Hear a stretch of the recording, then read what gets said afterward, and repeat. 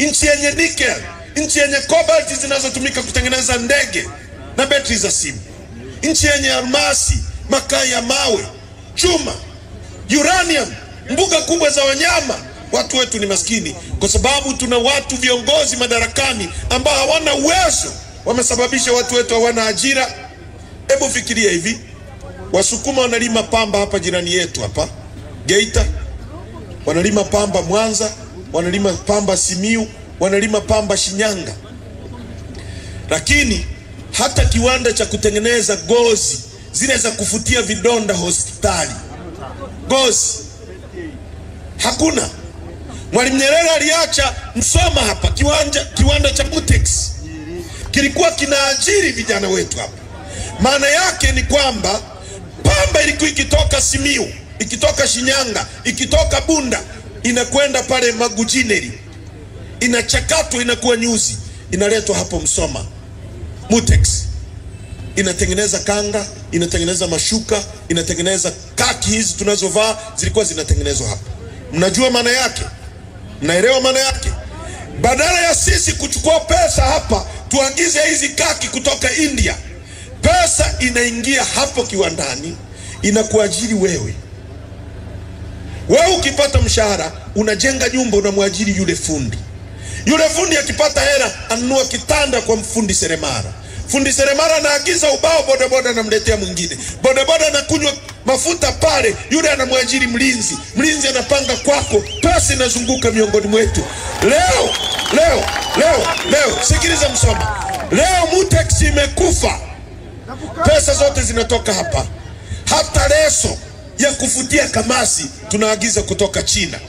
Pesa, ukinunua leso hapa, pesa inatoka hapa inaenda kutengeneza ajira China. Alafu unakuta mbunge anasema tatizo la ajira ni tatizo la kidunia. Sio tatizo la kidunia, ni tatizo la kutengenezwa na viongozi wa hovyo wasiokuwa na uwezo. Tunaelewana vizuri? Mwalimu Nyerere alijenga kiwanda cha General Tyres Arusha. Mimi nimekuwa, babangu alikuwa na Land Rover, tunanunua tairi za General Tyres. Maana yake ajira baki ndani ya nchi. Leo tairi ya bodaboda ambazo ziko kila kitongoji, kila kijiji, bajaji ziko kila kitongoji, kila kijiji, tairi kisha hapa, pesa inatoka Mkiringo inakwenda Guangzhou China kutengeneza ajira. Leo tuna migodi, nchi ya 3 kwa kuwa na dhahabu nyingi. Tuna migodi, wa China wamekabidhiwa migodi ya nchi yetu, wanachimbia. Vijana wa Kitanzania wanaingizwa kwa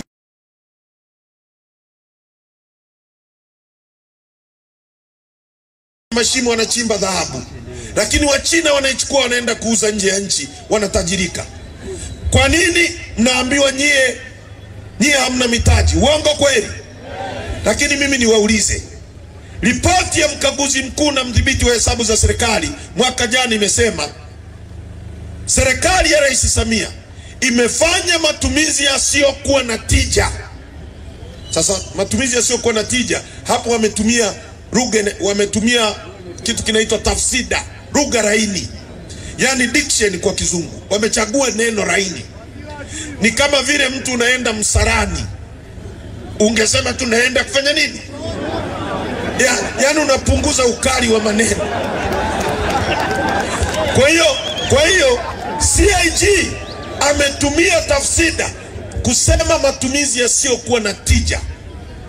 Pesa mnazosikia si goli la mama, kana kwamba hizo pesa amelima karafuu kule kwao Kizimkazi amezileta hapa. Ni pesa za walipa kodi wa Msoma, ni pesa zetu za Watanzania.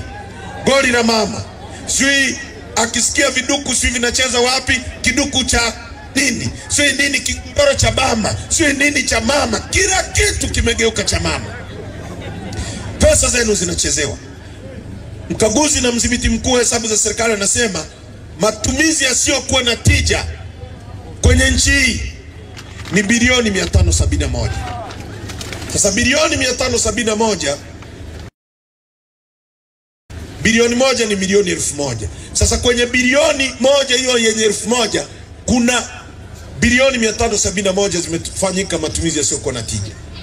Ungechukua vijana hawa wa Msoma ambao hawana kazi, na Bunda na Tarime na wapi, ukawapa maeneo ya kuchimba dhahabu, mashimo, ukawapa na mtaji huu ambao wanaokosa wa China wanakuja nao bilioni 1, ukawapa na eneo la kuchimba. Wakichimba, wakipata fedha, huyu kijana atajenga guest house hapa, atamwajiri binti wa hapa Msoma. Huyu binti akilipo hera, atanunua dagaa kwa mama anayeuza dagaa. Huyu mama ataagiza gari mletee dagaa kutoka Majita. Yule wa Majita atanunua muhogo kwa mtu anayelima muhogo kule Majita. Pesa itazunguka miongoni mwa Tanzania. Leo wa China wakichimba hapa, wakichukua dhahabu, wanaipeleka kule kwao, wanaenda kutengeneza utajiri. Utatengenezaje ajira katika nchi kama hiyo? Utatengenezaje ajira, ndugu zangu wa Musoma? Kama uwezi kutengeneza hata toothpick ya kutolea nyama kwenye meno, utatengenezaje ajira kwenye nchi yako? Kwa hiyo ndugu zangu, walimu walivyosema, tatizo la nchi yetu sio ardhi. Mama Susan Ndimu amewaambia, ardhi yetu ina ukubwa wa kilomita za mraba 945. Ukichukua nchi ya Kenya, Uganda, Rwanda, Burundi ukiziunganisha pamoja hazitufikii. Tatizo sio ardhi. Ardhi na maji. Tatizo sio maji. Tuna madini, tuna mbuga kubwa kuliko zote dunia nzima.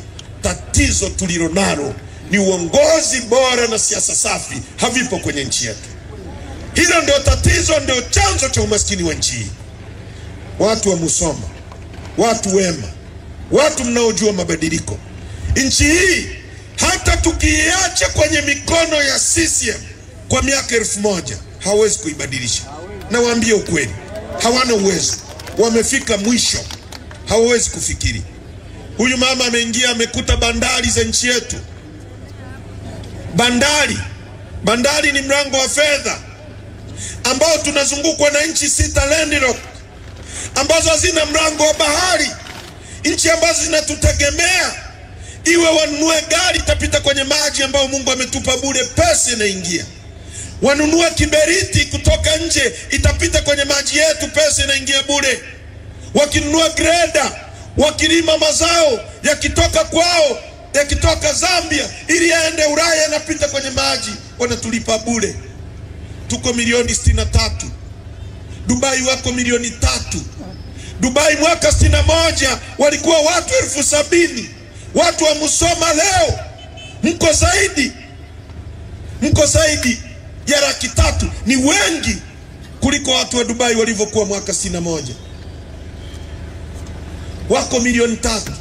Tunapata uhuru, watu wa Dubai wanatembea jangwani, wanaokota dates, tende kwenye jangwa. Dubai ni jangwa, hakuna hata maji, hakuna hata mti, hakuna hata majani. Mwaka 61 Dubai wanajisaidia kwenye jangwa. Sisi tumepata uhuru. Mwaka 63 tuna chuo kikuu, wamefanya uvumbuzi wao wa pipa la mafuta la kwanza mwaka 69. Sisi tayari ni nchi imesimama, kwamba sisi watu milioni 63 hatuwezi kuendesha bandari zetu. Tunawapa Waarabu milioni 3 watuendeshe. Nchi ya aina gani? Nchi ya aina gani? Mwalimu Nyerere amehangaika na nchi hii, ameacha uwanja wa ndege wa KIA. Leo KIA akitua mgeni analipa $55, akiwa anaondoka analipa $55, $110 kwa kutua na kuondoka. Shilingi 300,000 hata kuusimamia eti hatuwezi. Wameupa Waarabu wa Omani ndio waendeshe huo uwanja. Alafu tukisema wanatutishia kutuua, wanatutishia kutukamata. Tumekataa kunyamaza. Haki ya Mungu hatutanyamaza kwenye ujinga huu. Musoma mnasemaje nyinyi? Musoma mnasemaje nyinyi? Musoma mnasemaje nyinyi? Tumekataa.